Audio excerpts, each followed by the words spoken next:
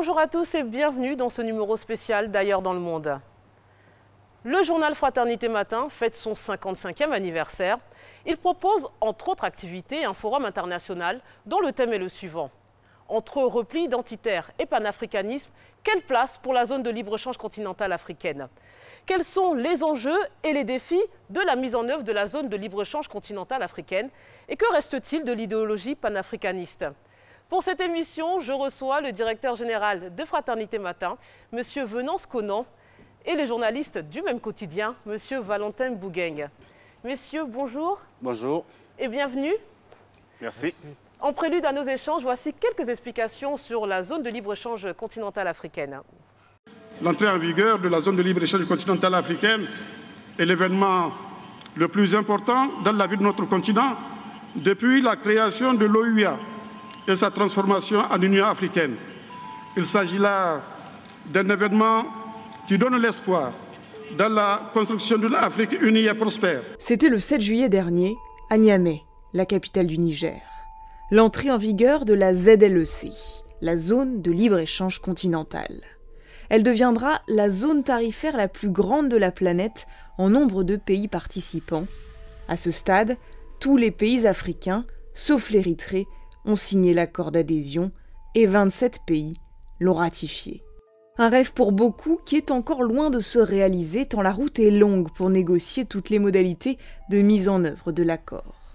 C'est comme si nous étions en 1957 à la signature du traité de Rome, aux origines de ce qui deviendra l'Union européenne. Pourtant, d'un point de vue économique, l'Afrique aurait tout à gagner d'un marché commun de 1,2 milliard de personnes. Aujourd'hui, le commerce entre l'Afrique et les autres continents représente seulement 3% des échanges mondiaux. Et seulement 16% du commerce des pays d'Afrique se fait avec d'autres pays du continent. En Europe, c'est près de 70%. Selon la Commission économique pour l'Afrique de l'ONU, la croissance du commerce intra-africain pourrait augmenter avec la zone de libre-échange de 50%. L'Afrique compte déjà un nombre élevé de communautés économiques régionales. 14 au total, censés représenter autant d'espaces de libre circulation des personnes, des biens et des services, dont 8 officiellement reconnus par l'Union africaine, au niveau de progression vers l'intégration très divers. Certaines sont plus avancées, comme l'UEMOA pour l'Afrique de l'Ouest, la Communauté d'Afrique de l'Est et la Communauté de développement d'Afrique australe. D'autres sont encore balbutiantes, comme celle de l'Afrique centrale, ou simplement en panne, comme celle entre les pays du Maghreb.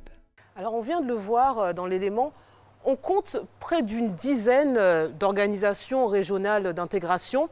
À quoi répond la création de la zone de libre-échange continentale africaine? Monsieur Venance Conan. Comme vous l'avez vu dans l'élément justement, c'est plusieurs petites entités.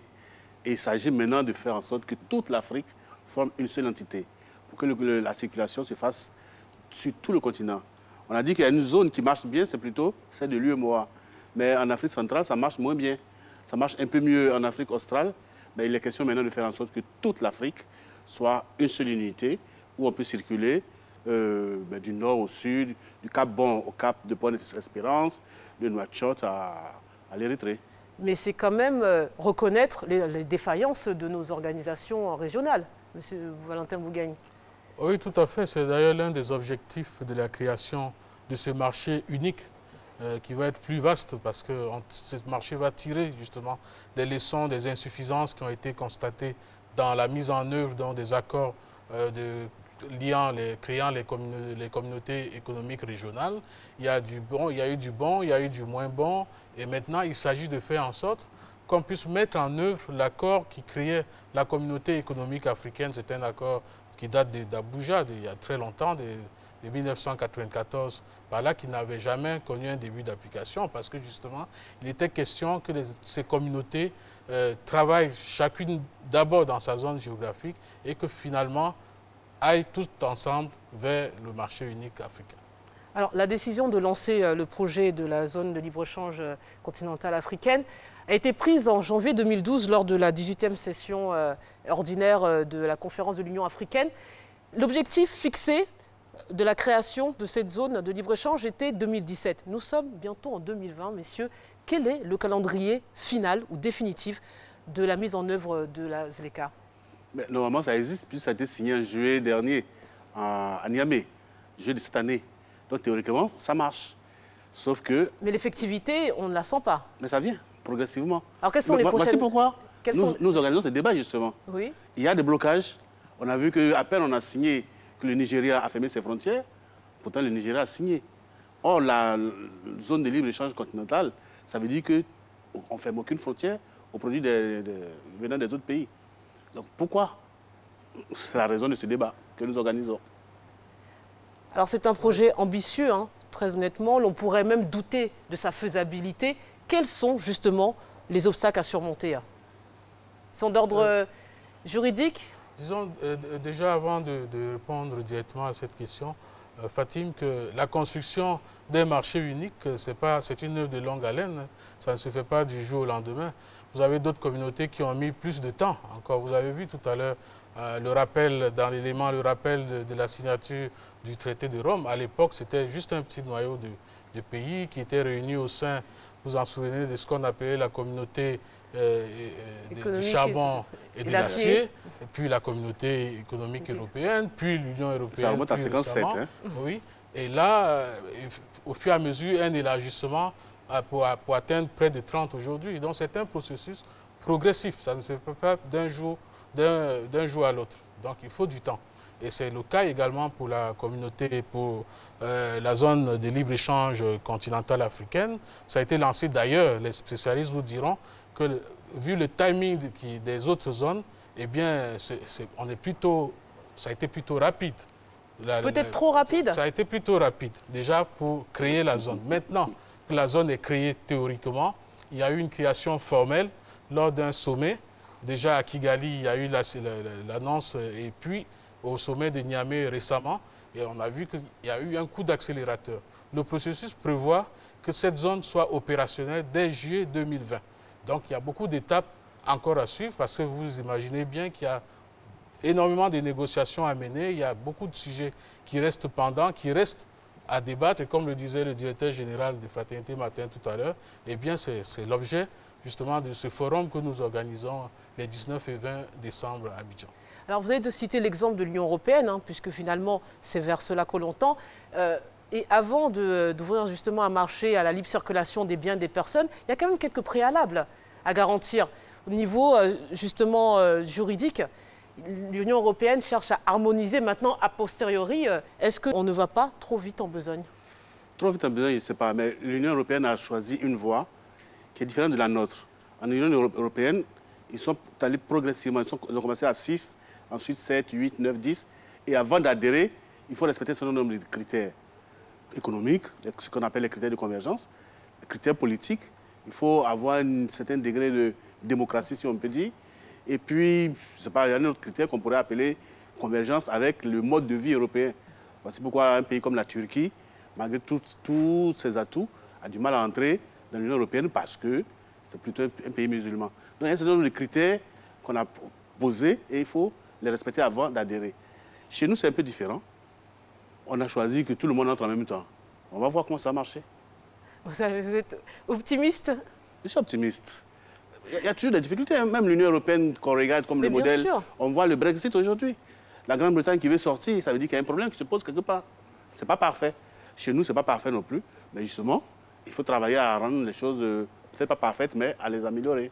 Alors, quels seront les avantages très concrètement pour les populations? On a dit que chacun pourrait circuler librement d'un État à un autre sans formalité, mais quoi d'autre en termes d'avantages? Les avantages d'un marché unique, au plan théorique déjà, ce sont des avantages qui sont connus. Hein. C'est-à-dire déjà, il y a des économies d'échelle, il y a la taille des économies qui va être... Vous savez que l'Afrique est composée d'une cinquantaine d'États, très souvent de petite taille. Il y a certes quelques grands États continentaux, on va dire, mais il y a également beaucoup de petits États et parfois beaucoup d'États enclavés.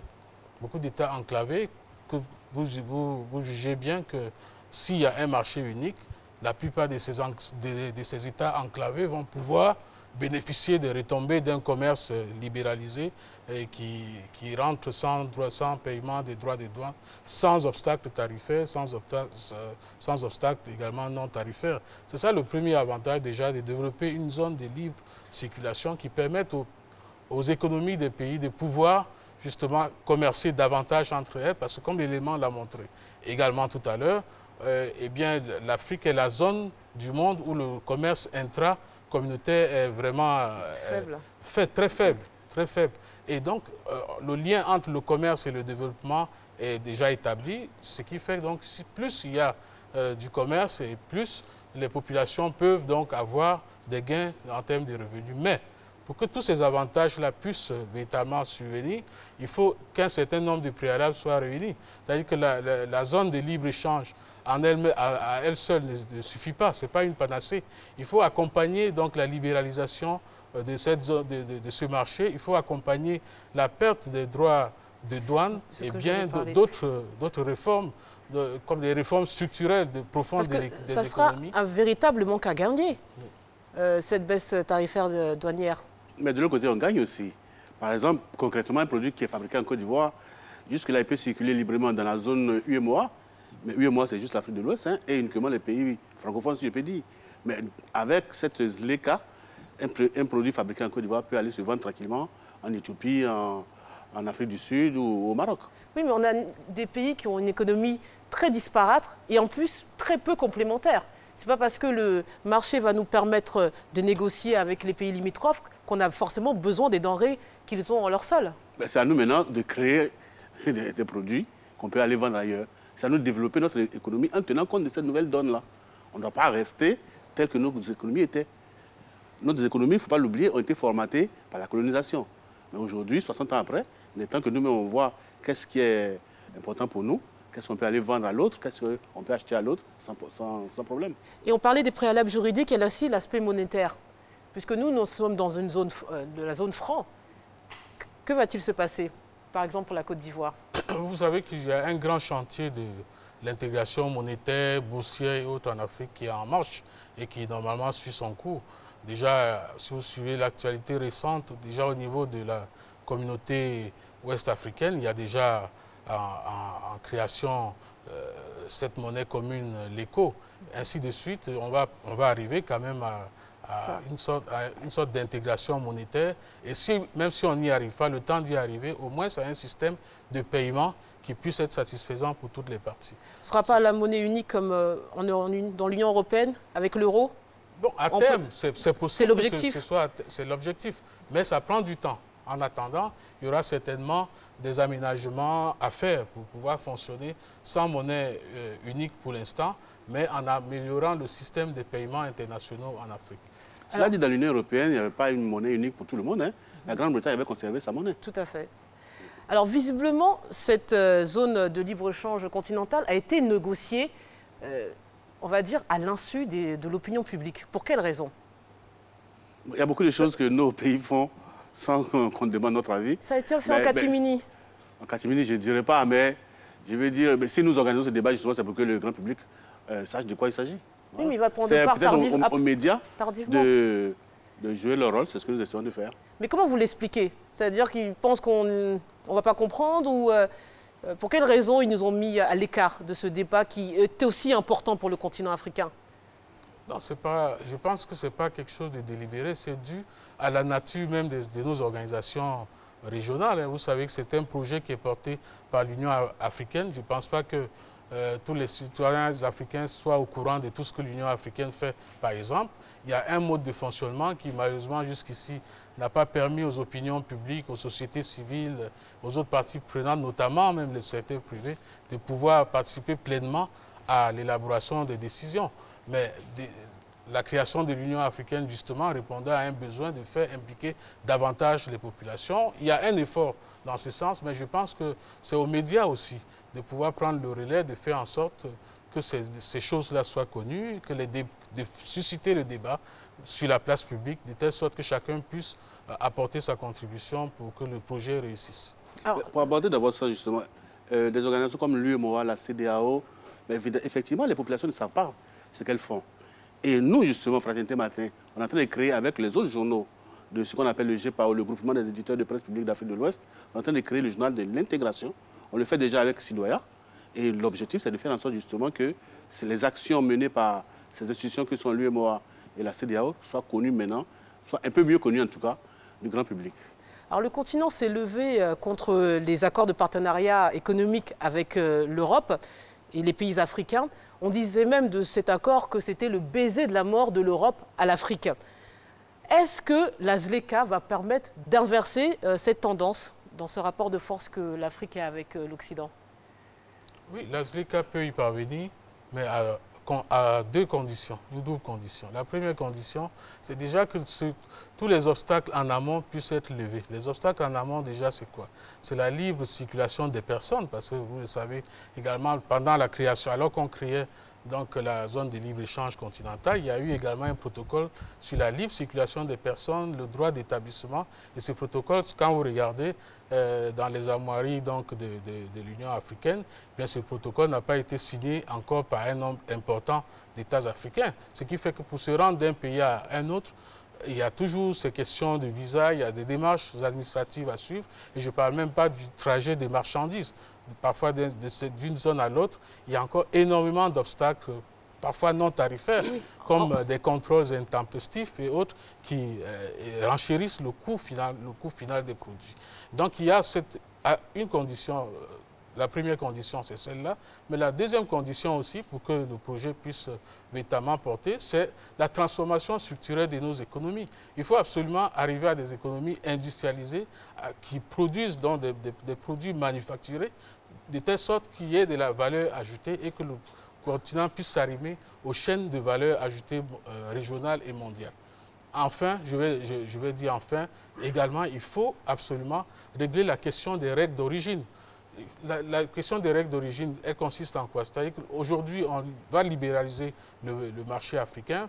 On ne paye pas de droits de douane pour un produit qui entre, mais maintenant, encore faut-il trouver la qualification exacte pour qu'est-ce qui est produit africain, fabriqué en Afrique. Parce que tant qu'on n'a pas réglé cette question, par exemple, des multinationales peuvent venir s'implanter chez nous et puis donc faire à la fois du dumping économique et du dumping social. Pour atténuer un peu cette euphorie de la création de la ZLECA, il y a le Forum mondial, économique mondial, plus connu sous le nom de Forum de Davos, qui a justement échangé sur la ZLECA et a fait une liste en fait des perdants du renforcement de la compétitivité ouvrière. Nous avons les PME locales qui seront étouffées par des produits importés, nous avons les travailleurs qui seront soumis au dumping social, des cas de vol de propriété, la mise en compétition des nations, des petites exploitations. Bon, la liste n'est pas exhaustive, mais n'est-ce pas inquiétant ou faut-il considérer ça comme un dommage collatéral? Mais c'est à nous de nous doter des moyens de contrer ça. Aujourd'hui, nous assistons à la guerre commerciale entre les États-Unis et la Chine. Mais parce qu'il y a un qui a peur d'être envahi par l'autre. Mais à nous de prendre des dispositions aussi. C'est à nous de nous organiser. Valentin a parlé de la transformation structurelle de nos économies. Mais on doit aussi nous doter des moyens juridiques de faire face à des produits qui peuvent tuer nos économies. Au Japon, ce qu'ils consomment le plus, c'est le riz. Ils interdisent l'importation de riz. Le Japon, un grain de riz ne peut pas entrer au Japon. Ils ont décidé que c'est comme ça. C'est un produit, ça ne fait pas de leur culture. Donc plus de protectionnisme. Il y a une dose de protectionnisme qu'il faut avoir. Si les produits peuvent circuler librement entre nous en Afrique, mais on doit pouvoir se protéger aussi des produits qui vont venir de l'extérieur pour tuer nos petites industries. Alors, on va parler un peu de panafricanisme. Selon le président de la Commission de l'Union africaine, Moussa Faki, un vieux rêve se réalise, les pères fondateurs doivent être fiers. Alors, messieurs, très sincèrement, en quoi la création de la ZLECA réalise les rêves des pères fondateurs? Mais le rêve des pères fondateurs, c'était une Afrique unique où on peut circuler d'un bout à l'autre sans rencontrer de frontières. On n'y est pas encore, mais c'est un début. Si les produits peuvent circuler librement, si les hommes et les femmes peuvent circuler librement, c'est déjà pas mal. Il faut un début à tout.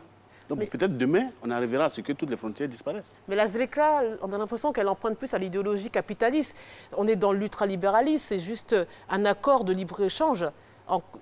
Donc elle emprunte plus à la théorie capitaliste que panafricaniste. Valentin. Oui, ben, vous savez qu'il y a l'afro-capitalisme aujourd'hui, par exemple. Vous savez, c'est un thème qui est très à la mode, qui est développé d'ailleurs par le milliardaire philanthrope nigérian Tony Elumelu. L'afrocapitalisme, c'est-à-dire qu'il n'y a pas de honte à s'inspirer d'une idéologie ou d'une autre. Ce qui est essentiel aujourd'hui à faire, c'est qu'est-ce qu'on fait pour que les 2,5 milliards d'Africains qu'il y aura dans quelques années, en 2050, comment on fait pour trouver des emplois pour tout le monde, pour que les conditions de vie soient meilleures pour tout le monde. C'est ça le sujet. Maintenant, qu'on emprunte au socialisme, qu'on emprunte au libéralisme, ce n'est pas là la question. Nous devons être capables d'inventer nous-mêmes, à partir de nous et avec des apports extérieurs, le meilleur modèle pour pouvoir faire face donc, à tous ces défis que nous avons à relever. Non, mais on peut s'étonner. Tout à l'heure, vous parliez de l'industrialisation de l'Afrique. On sait que c'est vraiment un des plus grands chantiers pour le continent. Mais en même temps, on voit la pression écologique qui a déjà atteint les autres pays industrialisés. Donc, on se demande pourquoi on va toujours être dans le mimétisme, répéter ce que l'Occident fait, alors qu'eux-mêmes rencontrent des crises a posteriori. Ben, on peut quand même emprunter ce qui marche chez les autres en les corrigeant. Vous avez parlé de l'écologie. Est-ce que nous sommes obligés de détruire nos forêts pour être capitalistes? On n'est pas obligé. Quand on regarde les pays nordiques de l'Europe, c'est les pays qui préservent le plus leurs forêts. Donc, ce n'est pas une obligation. C'est à nous de décider qu'est-ce qui nous arrange, qu'est-ce qui ne nous arrange pas. Mais cela dit pour revenir au panafricanisme. Je ne crois pas que fondamentalement le panafricanisme s'oppose au capitalisme. Non. Il y avait des pays soi-disant socialistes, d'autres soi-disant capitalistes, mais l'essentiel était de nous unir dans un seul pays qui regrouperait toute l'Afrique. Mais après ça, on peut prendre le modèle capitaliste ou socialiste, ça n'a rien à voir. Mais je vais citer encore Kwame Nkrumah, qui avertissait dans Africa Must United en 1963 que l'un des principaux objectifs de notre marché commun africain est d'éliminer la compétition qui existe entre nos nations et de continuer à la faire jusqu'à ce que plus aucune d'entre elles ne cherche à se cacher sous le parapluie du marché commun européen. Oui, éliminer la concurrence entre nous, mais il y a le reste du monde qui est en face de nous, contre lequel on doit se battre. S'unir pour se battre contre eux, oui. Mais ça veut dire qu'il faut renoncer, il faut éliminer le commerce. Mais pour être fort, il faut justement que notre commerce soit développé. Aujourd'hui, nous sommes faits pourquoi? L'élément l'a montré tout à l'heure. On fait 3% à peine de commerce mondial. Est-ce que Nkrumah était contre le commerce? Il faut bien que les produits ici puissent arriver au Ghana pour que les Ghanais puissent manger, et vice-versa. Le commerce, ça fait partie de l'histoire des peuples depuis qu'ils existent, depuis que les hommes existent. Et en plus, là où il y a du commerce, normalement, il n'y a pas de guerre. En tout cas, il y a une guerre peut-être commerciale et non militaire. Alors, nous arrivons à la fin de cette émission, messieurs. Quelques mots sur le Forum international, justement, de Fraternité Matin. Il se tiendra où et quand? Le Forum économique de Fraternité Matin, le Forum international de Fraternité Matin, se tient sous l'égide du GPAO, qui est le groupement des éditeurs de presse publique d'Afrique de l'Ouest. Il se tient les 19 et 20 décembre 2019 au Conseil économique, social, culturel et environnemental à Abidjan. Et c'est un forum sur 2 jours avec plusieurs panels, au moins 7 panels, avec un grand nombre d'invités d'invités prestigieux qui viennent de l'extérieur. Nous avons par exemple, pour ne pas tous les citer, nous avons le ministre des Affaires étrangères du Burkina Faso, M. Alpha Barry, qui sera là. Vous avez l'ancien secrétaire exécutif de la Commission économique des Nations Unies pour l'Afrique, M. Abdouli Djané, qui sera là également. L'ancien DG de l'OMC, l'Organisation mondiale du commerce, voilà. M. Ablassé Ouedraogo. Donc il y a du bon monde. Voilà, M. Zé Belinga Martial, qui est un économiste très connu, qui va parler justement de l'aspect intégration monétaire. Vous avez des ministres de notre gouvernement qui seront là, le ministre Diarra-Souba du commerce qui sera là, le ministre de l'économie et des finances qui sera là, qui participe à des panels. Cheikh Tidiane Gadio, panafricaniste convaincu, sera là aussi pour nous parler du panafricanisme. On pourra lui poser cette question-là. Ouais. Alors, dernière question, M. Venance Conan, pourquoi le choix de ce sujet? Encore une fois, vous êtes un journal, on va dire, local, un quotidien national. Pourquoi le choix d'une problématique régionale? Nous sommes un journal local, mais nos lecteurs s'intéressent à ce qui se passe dans le reste du monde. Et le président du Niger l'a dit tout à l'heure, dans l'élément qu'on a vu, que la création de la ZLECA est l'un des événements majeurs depuis la création de l'OUA, ensuite sa transformation en Union africaine. Donc c'est un sujet qui nous intéresse. Il s'agit de notre vie de demain. Nous pensons que cette zone-là peut développer le commerce et développer nos économies, mais dans le même temps, on voit quand même des freins. On a vu l'Afrique du Sud qui a chassé ses étrangers. On a vu le Nigeria qui a fermé ses portes. Il faut qu'on débatte de tout ça là, parce que nous pensons que cette idée-là de nos présidents, de nos leaders, c'est une bonne idée. Mais il faut que ça marche. Merci pour vos réponses, messieurs. On se quitte comme chaque semaine sur une citation. Divisés, nous sommes faibles. Unis, l'Afrique pourrait devenir, et pour de bon, une des plus grandes forces de ce monde, de Kwame Nkrumah. Je vous souhaite une excellente journée. Je vous dis à samedi prochain.